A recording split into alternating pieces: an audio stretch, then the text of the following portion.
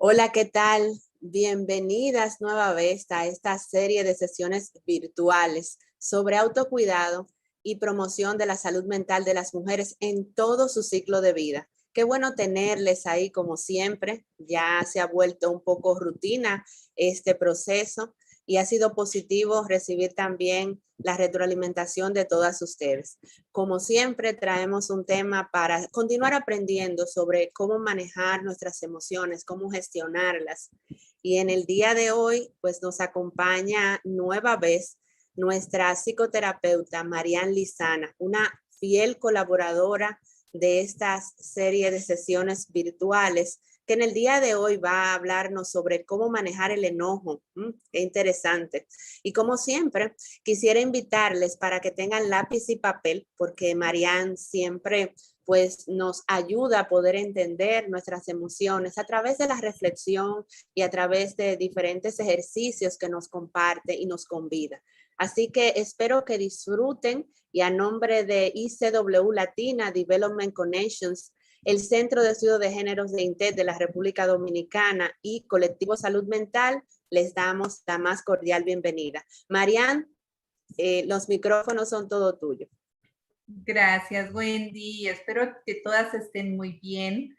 Y voy a compartirles esta imagen que me motivó el tema de hoy, que es cómo manejar y superar el enojo, porque a veces su estado emocional es así, como cuando uno se pone muy caliente, ¿verdad? Muy brava, muy enojada, queda como un desierto, pero siempre podemos florecer otra vez y sentirnos mejor. Y la idea del taller de hoy es hacerlo, es volver a sentirnos bien. Entonces, podemos dejar todo lo que estamos haciendo. Ojalá podamos tomar este tiempito que es corto para nosotras mismas y darnos como un regalo de este momento. Me encontré esta imagen que me pareció muy interesante, que es precisamente para mí qué es la habilidad de manejar el enojo. Ustedes conocen esta plantita. Es una plantita que uno la toca y de inmediato reacciona y se encoge. Aquí en Costa Rica le llaman la dormilona. Así precisamente es como uno no debe hacerlo, pero es usualmente la forma en que uno vive, es muy susceptible. O sea que cualquier pequeña cosa me afecta. Hay pequeñas cosas, pero también hay grandes cosas. A veces expectativas, por ejemplo, cuando yo tengo expectativas de cómo deben ser las cosas, de cómo tiene que ser mi pareja, mis hijos, porque uno, verá, si está con alguien, uno tiene muchísimas ideas de cómo debe ser la persona en la relación. Y muchas veces no se cumplen esas expectativas. O a veces mi malestar, mi irritación viene de que yo me exijo a mí misma mucho. Y esas autoexigencias son muy fuertes porque uno nunca se queda bien, nunca está satisfecha. Por más que uno hace esfuerzos, todavía uno está molesta con el propio ser. Y también a veces la irritación puede venir también por los cambios que no los tengo bajo mi control y que me producen de alguna manera inseguridades. Entonces, ¿cómo no ser tan susceptible? ¿Cómo aprender en vez de reaccionar a responder? ¿Cómo lo puedo hacer? Bueno, el enojo, como cualquier emoción, en realidad solo me trae un mensaje. ¿Y qué es el mensaje que me está trayendo? Que esa situación para mí es frustrante o es injusta o es amenazante.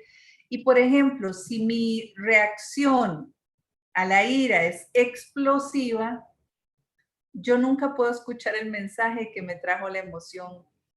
Y se convierte en un problema además cuando yo expreso de esa forma explosiva lo que estoy sintiendo y me perjudica a mí. Vean ustedes cuánto cuesta reparar algo que uno dijo sin pensar. en un estado de mucho enojo. Y eso también tiene efectos, ¿verdad? El enojo, recientemente leí que por todos los químicos que produce el cuerpo cuando uno está bien enojada, se envejecen nuestros órganos del cuerpo 3 meses. Imagínense. O sea, si uno tiene enojos todo el tiempo, ¿cuánto eso afecta a nuestro cuerpo? Ahora, la ira, el enojo es una emoción que se origina con esta idea de defender, de pelear frente a alguna amenaza. Y eso tiene algún efecto en nuestro cuerpo. Hay personas que le da presión alta o enfermedades coronarias o ataque al corazón, de repente también migrañas o dolores de cabeza, también me puede deprimir, me puede causar insomnio, algunas afecciones digestivas, me duelen las colitis, gastritis, espasmos musculares, también afecciones en la piel, hasta me puede dar alergia. E incluso algunas veces se ha asociado algunos tipos de cáncer con algunos irritación, enojo que ha estado ahí de alguna manera encapsulado en nosotros. Entonces, definitivamente hay un precio que uno paga cuando uno se enoja. Claro, porque hay días en que uno no se soporta ni sola, ¿verdad? O sea, hay días de días, pero eso tiene un precio en nosotras. Primero uno pierde, lo primero que pierde es mi paz mental. Pierde también o gana más bien tristeza, hay culpa, hay relaciones dañadas, hay daño en el sistema nervioso, hay abusos que uno comete, desperdicio tiempo y energía tanto durante el momento que estoy muy enojada y también después. Y pierdo el discernimiento. Yo no sé si ustedes han escuchado esta expresión de que cuando alguien estuvo muy bravo, que dices que lo vi todo rojo y después no supe qué hice. ¿Verdad? ¿Por qué? Porque cuando uno está en ese estado, uno toma decisiones que no son sabias, son a través de ese estado de inconformidad extrema que me está produciendo el enojo. Y eso también afecta a toda la conciencia colectiva. Si ustedes llegan a un lugar donde hay personas que acaban de pelear, usted hasta puede sentir que la atmósfera la puede cortar con tijera, ¿verdad? Uno siente la mala vibra, como le llaman. Y eso en realidad es para decir que a veces nosotros pensamos que el enojarnos, pues como dije, es una emoción normal, es natural. El problema es que a nosotros ninguno nos enseñó que esto es necesario trabajarlo, manejarlo y aprender a disminuir el efecto que tiene en mí. Así que se apuntan a entender el proceso de la ira y a aprender a actuar de forma distinta, porque tiene que ser de forma consciente, ya que se nos convirtió a veces en un mal hábito. Entonces quisiera que ustedes tomen su papel, su lápiz, y vamos a hacer un pequeño ejercicio con mucho amor hacia nosotras mismas, es decir, que no lo vamos a hacer juzgándonos, simplemente es para entender nuestro proceso. Quiero que en este momento piensen ustedes en la situación que les haga irritar y que le vamos a llamar el gatillo o el disparador. Hay algo que sucede, ya sea en el entorno, ya sea con alguien con quien convivo o con quien trabajo, pero es una situación que usualmente cuando pasa me irrita. O sea, tal vez no me da así como un enojo enorme, pero sí no me gusta, sí me molesta y la vamos a apuntar. ¿Cuál es esa situación?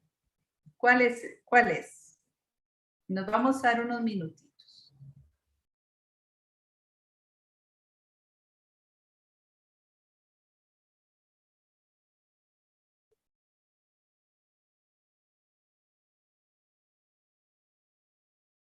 Y ahora, ya que la tienen identificada, observen cómo se comportan ustedes en esa situación. Es decir, ¿qué es lo que hago? ¿Qué hago yo cuando eso sucede? ¿Cambia mi postura física? ¿Será que digo algo o no lo digo? ¿Qué hago? ¿Cómo me comporto?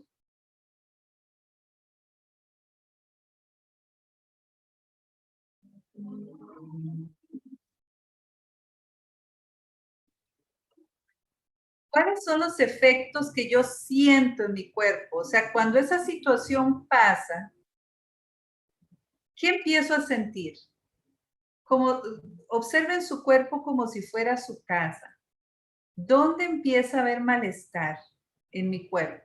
¿En qué parte del cuerpo? ¿Qué pasa?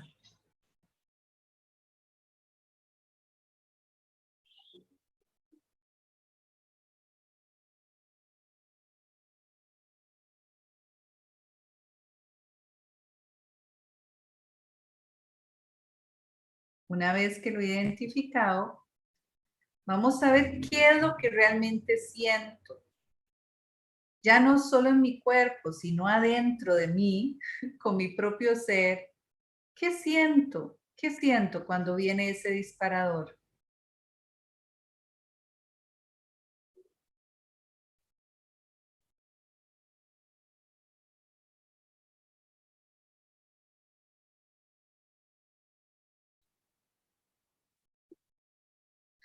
¿Y cuáles son los primeros pensamientos que me surgen? O sea, ¿qué empiezo a pensar en ese instante cuando eso pasa? Y eso es muy importante que yo lo identifique, porque el enojo no viene solo, ¿verdad? Siempre tiene que ver con cómo proceso yo la situación que está sucediendo. Para mí, ¿qué significa? ¿Qué es lo que yo pienso?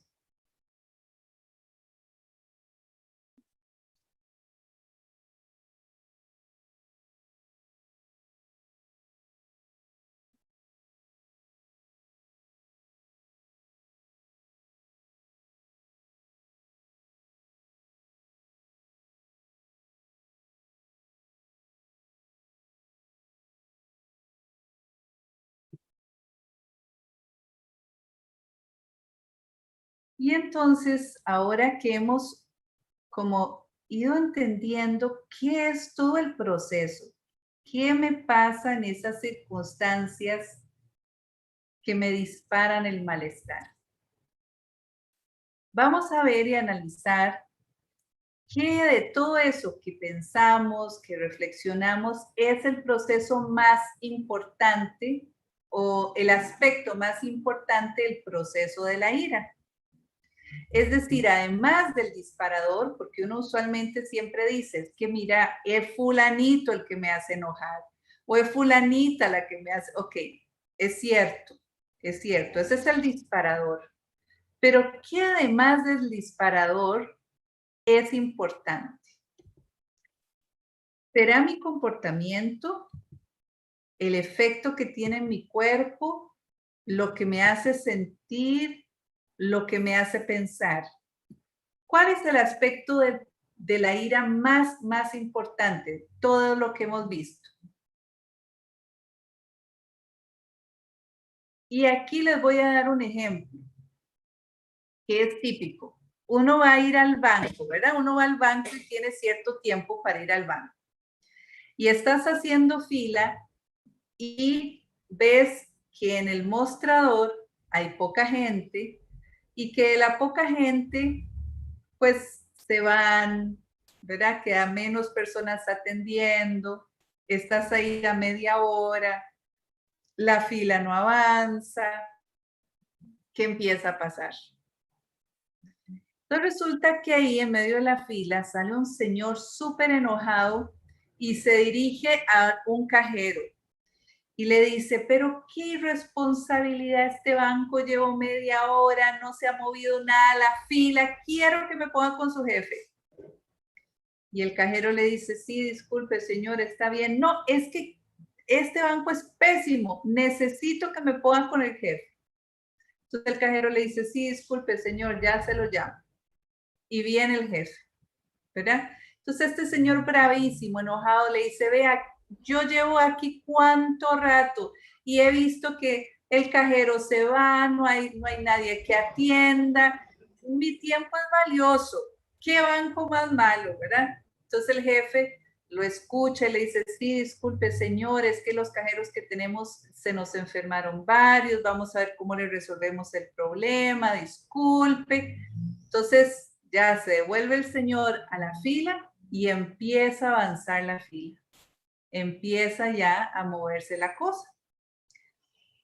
Entonces ahí, ¿qué fue lo que tuvo efecto? ¿Qué fue lo que hizo que las cosas mejoraran? Usualmente en este caso uno diría, bueno, fue que el enojo del señor era útil, porque si él no habla y no habla bravo, las cosas no cambian, ¿verdad? Pero les voy a invitar a que veamos las cosas de otra manera. En realidad las cosas mejoraron por cómo se comportaron tanto el cajero como el jefe, que fueron responsables, que tuvieron escucha de cuál era el problema, fueron humildes a la hora de responder y procuraron resolver y buscar alguna otra opción frente a una dificultad. Es decir, que a todo eso le vamos a llamar los valores de las personas que atienden. Entonces uno en realidad sí quiere mejorar las cosas, quiere cambiarlas, pero ¿por qué siempre usando el enojo? ¿Qué es lo de este proceso del enojo, verdad? De todas estas áreas que están ahora aquí en pantalla, lo que más de una vez nos viene de forma rápida son los pensamientos. Mis pensamientos, o sea, todos nosotros pensamos, ¿cierto? Pero ¿qué de todo lo que pienso lo elijo de forma consciente? ¿Y cuánto es solo hábito, solo automatismo y patrones que aprendí desde mi familia o en el entorno?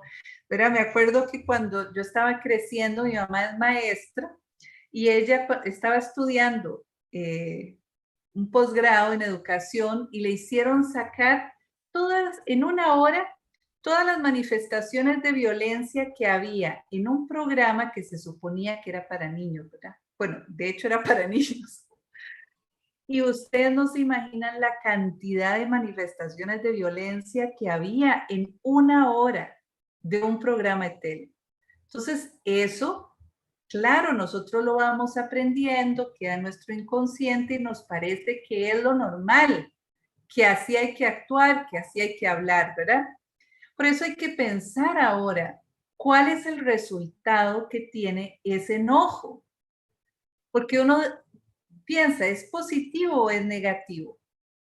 Y no sé si ustedes también les enseñaron así, es que a veces yo con el hijo, la hija me tengo que enojar, o sea, es que no, es la única cosa que me da resultado. Pero ¿qué pasa más allá de lo inmediato? ¿Será que yo le hago bien? ¿Será que yo estoy creando un ambiente de protección, de seguridad, de crecimiento? Entonces, si uno piensa las cosas en retrospectiva y con calma, ¿verdad? Con serenidad aquí, como estamos conversando, podríamos analizar si podríamos haber manejado la situación de otra manera, de una manera más positiva, más asertiva. ¿Será que yo puedo en esas mismas circunstancias, que es mi disparadora, actuar distinto? Es un reto, pero se puede. ¿Hay otra opción? ¿O solo puedo usar el enojo? Yo sé que ahí está haciendo cortocircuitos, ¿verdad? Nuestro cerebro, porque a veces uno no sabe cómo actuar sin enojarse, ¿no? Por eso quiero que ahora miremos bajo la superficie del enojo, o sea, ¿qué hay detrás de esa emoción? Y aquí yo les puse el volcán, ¿verdad? Porque en realidad la manifestación solamente me habla de una parte de lo que siento, pero hay algo atrás que yo necesito comprenderlo para manejarlo mejor. Primero, que el enojo es una emoción secundaria. O sea, que antes de que yo me enojara, yo sentí otra cosa. Lo primero no es enojo. Es decir, que yo primero tengo que identificar la verdadera fuente de frustración, que me ayudaría a mí a comunicar entonces mejor lo que siento o a tomar medidas constructivas, buscar una solución. Entonces pónganse, obsérvense. En esa misma situación que es la disparadora, ¿qué siento? Usualmente el verdadero sentimiento que tengo puede ser ansiedad. ¿Verdad? Me da ansiedad, me da miedo. O siento que es una amenaza. ¿Sí? Y puede ser una amenaza real o imaginaria, ¿verdad? Porque en realidad hay cosas que son reales y efectivamente siento que, o sea, me están atacando directamente, ¿verdad? A veces no, a veces yo lo pienso, me lo imagino, pero inmediatamente si yo me siento atacada o atacado, sea real o sea imaginario, uno reacciona con la respuesta de la lucha o de la huida. Y en el caso de la respuesta de la lucha, usualmente eso se manifiesta como enojo, ¿verdad? Como agresividad. Yo me tengo que defender de forma violenta. Y para cambiar la respuesta uno debe averiguar, pero ¿qué es lo que me pasa? ¿Qué me causa ansiedad y miedo? Y a mí en esto siempre me ha parecido tan interesante la propuesta, por ejemplo, de personas como Gandhi, que planteaban cómo generar cambios sociales, como en el caso de él, que era independizar a la India de los británicos, pero sin violencia. O sea, cómo poder luchar, defenderse sin enojo, sin agresión. ¿Cómo hacerlo? Y yo creo que ahí otra vez nos causa como cortocircuitos, ¿verdad? Porque uno siempre piensa, no, es que la única forma es agresiva. Pero yo les voy a dar otro ejemplo en eso. Digamos que usted anda buscando casa, ¿verdad? Y tiene suficiente plata para tener una casa en un buen barrio. Resulta que a usted le dicen, vea, este barrio es súper lindo, muy bueno, y todos, o sea, los vecinos están armados hasta los dientes, porque este es barrio seguro. Todos tienen armas, ¿ok? Dame un segundito que está pasando aquí. O está esta otra casa en este lugar que en realidad aquí nadie tiene armas. Los barrios son iguales de bonitos ambos. ¿Usted a cuál se iría? ¿Dónde se sentiría más segura?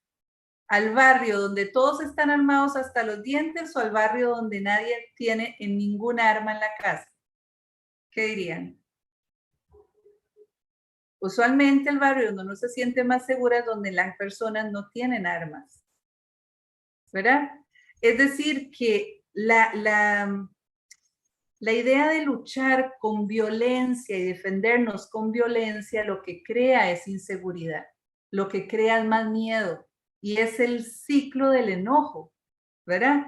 Entonces, crea cada vez problemas y conflictos más grandes. ¿Qué pasa si yo me defiendo sin violencia? Y yo lo hago con otra actitud, por ejemplo, ¿sí? Entonces,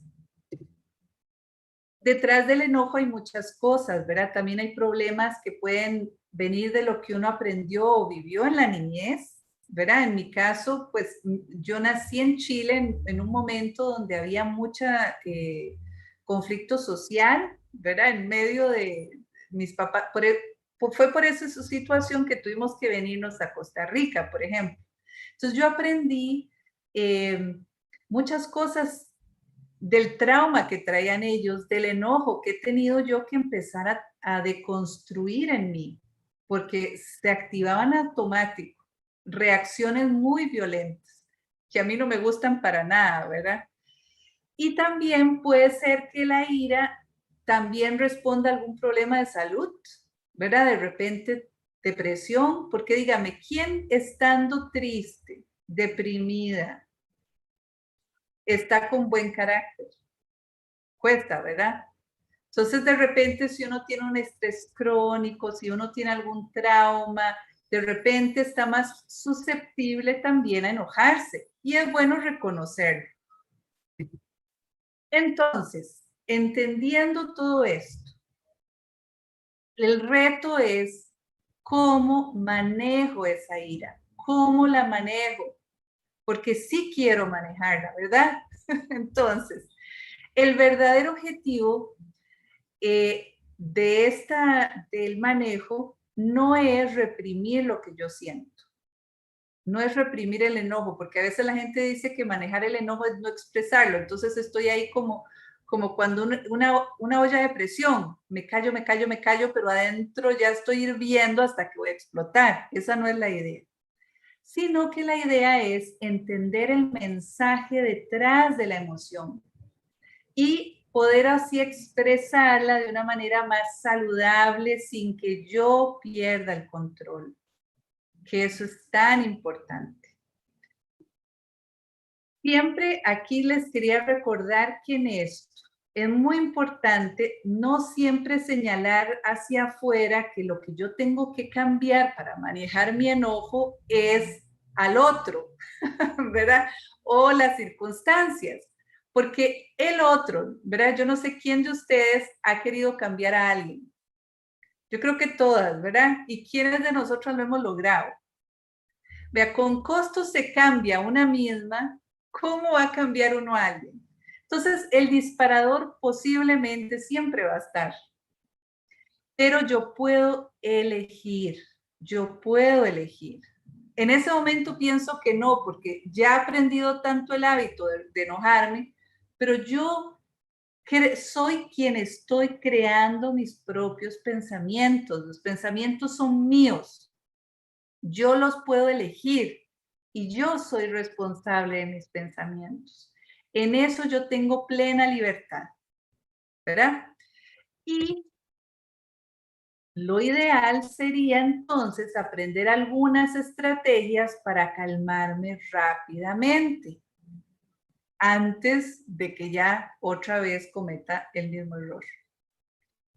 Entonces, muy importante, si yo de repente puedo, ¿verdad? Volver a mí, a mis sensaciones, ¿verdad? De repente mover los hombros, masajearme el cuello, la cabeza. Hay algo importante, es usar los sentidos. Porque escuché algo muy bonito. Bueno, es fuerte, ¿verdad? Que los traumas entran por los 5 sentidos, ¿verdad? Por eso a veces si uno vivió algo fuerte y estaba alguna canción sonando, de repente esa canción me revive la situación. Entonces también los 5 sentidos hay que usarlos para volver a estar bien. Entonces de repente escucho una canción favorita o miro alguna imagen que me genere amor, bienestar, o una tacita de té, una esencia de lavanda, ir a jugar un rato con mi perrito, con el gatito, con la mascota, ¿verdad? Me voy a mover, es decir, prefiero irme a dar una caminata rápida porque ahí voy liberando la energía que está acumulada. Mira, se me fue una donde también decía, déjame ver un segundito. Sí.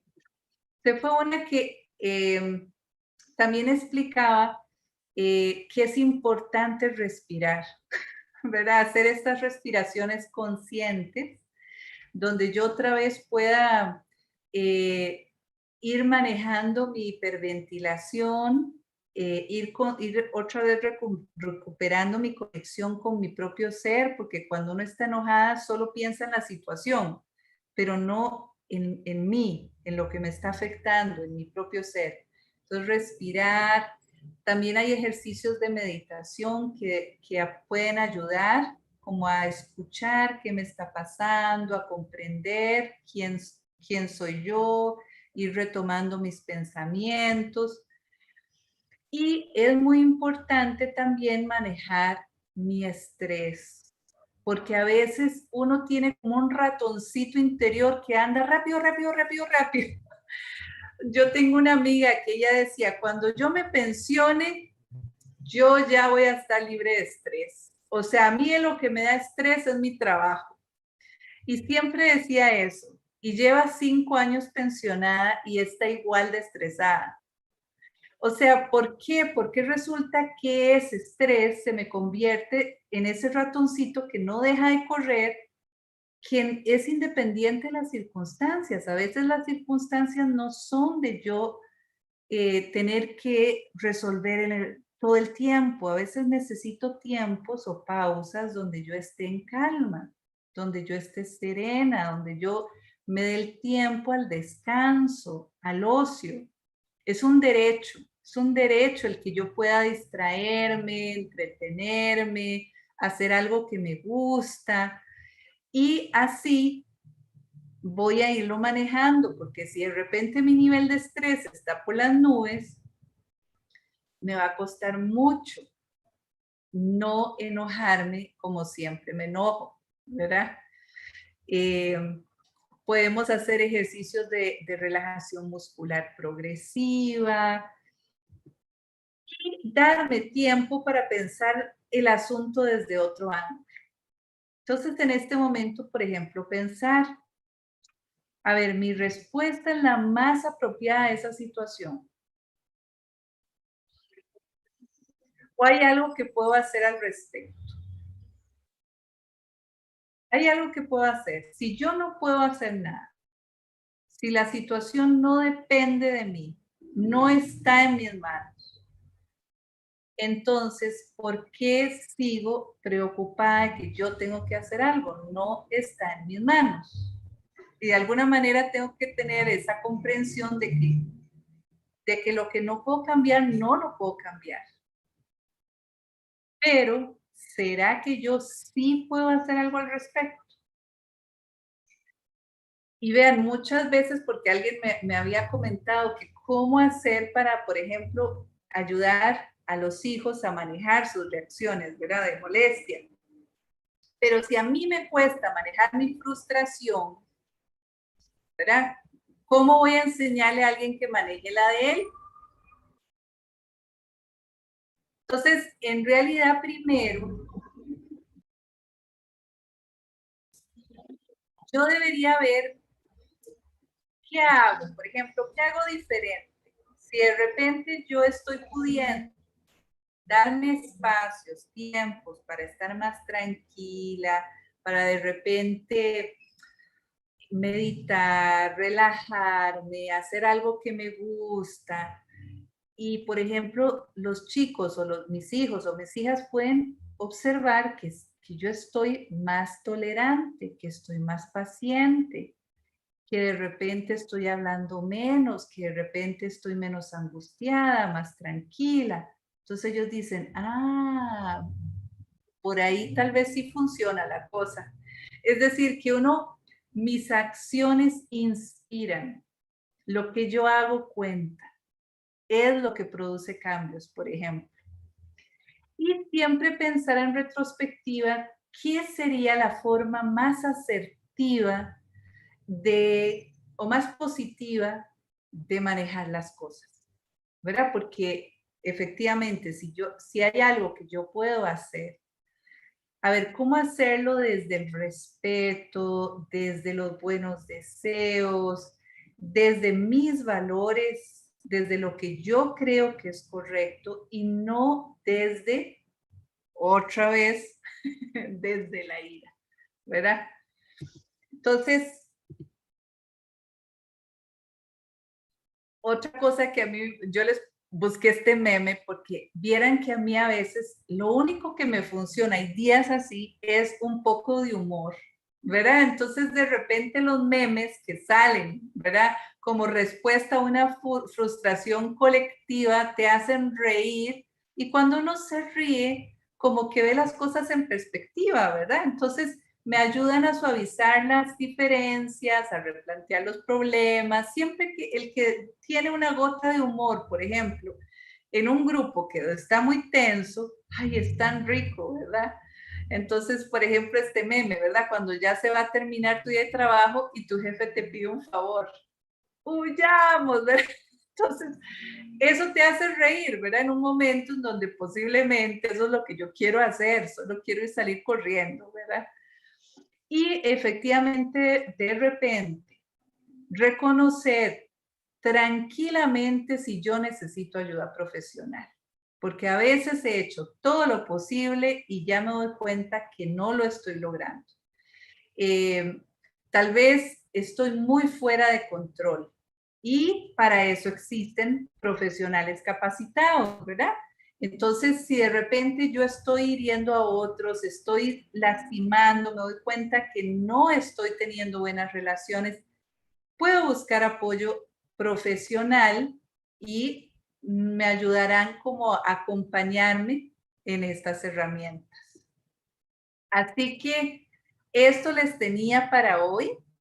Les deseo un muy buen, feliz fin de semana, y pues que nos pongamos el reto juntas de que este fin de semana manejemos las situaciones diferentes, desde los valores, desde la no violencia. ¿Está bien? Entonces ahora invito a Wendy para que hagamos el cierre de la sesión.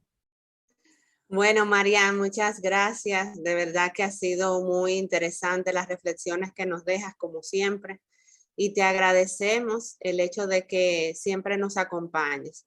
Como quiero a ustedes decirle, a todas las que están ahí y las que nos ven luego, que vamos a volver a vernos en octubre, y va a acompañarnos Marian nueva vez. Vamos a hablar un poco sobre cómo cultivar el optimismo. Así que Marian siempre dándonos esas pautas importantes para estar bien, para cultivar el bienestar y hacernos cada día más responsables de ese bienestar. Porque si tú no lo haces, ¿quién lo va a hacer por ti? ¿Verdad que sí? Bueno, entonces muchas gracias por estar ahí y esperamos que hayan disfrutado esta otra entrega de estos encuentros. Bye bye.